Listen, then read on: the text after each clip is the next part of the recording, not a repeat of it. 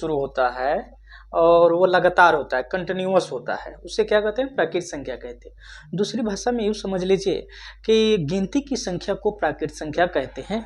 गिनती का कोई अंत नहीं है, 100 के बाद भी 101, 102, 103 इस तरह से आता है। ठीक है, तो 1, 2, 3, 4, 5, 6, 7, 8, 9, 10 बहुत होगा, इसलिए इत्यादि। राइट, तो प्राकृत संख्या समझ में आ गया कि गिनती की संख्या को क्या कहते हैं? प्राकृत संख्या कहते हैं। राइट, दूसरा पूर्ण संख्या। पूर्ण संख्या किसे कहते हैं?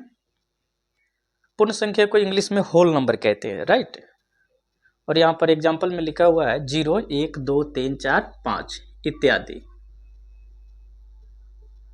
तो याद रखिएगा, अगर हम 0 को हटा दूं तो इसके बाद वाला जो भी नंबर है क्या है? प्राकृत संख्या है। तो यूँ समझ लीजिए कि प्राकृत संख्या का जो फैमिली होता है उसमें हम शून्य मिला देते हैं तो उससे एक संपूर्ण परिवार बन जाता है, इसे पूर्ण संख्या कहा जाता है। राइट, समझ में आ गया? अर्थात प्राकृत संख्या के शुरू में शून्य मिला देते हैं तो उससे बनी संख्या जो समूह होता है, परिवार होता है, एक पूर्ण हो जाता है, जिसे पूर्ण संख्या कहते हैं। क्लियर?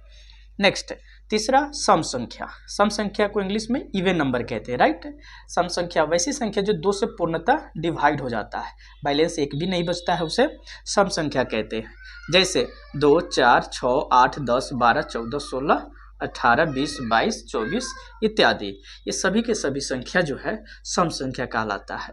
इसका जो है रूल है, कहता है कि मान लो कि 10 में हमने 2 से भाग दिया, ठीक है, 2 पचे 10 कट गया, एक भी शेष नहीं बचा है, तो ये जो संख्या है सम संख्या कहलाता है। इस तरह से आप इसे कोई भी संख्या ले करके 2 से चेक करेंगे, अगर वो कट जाता है तो उसे सम संख्या कहेंगे। क्लियर?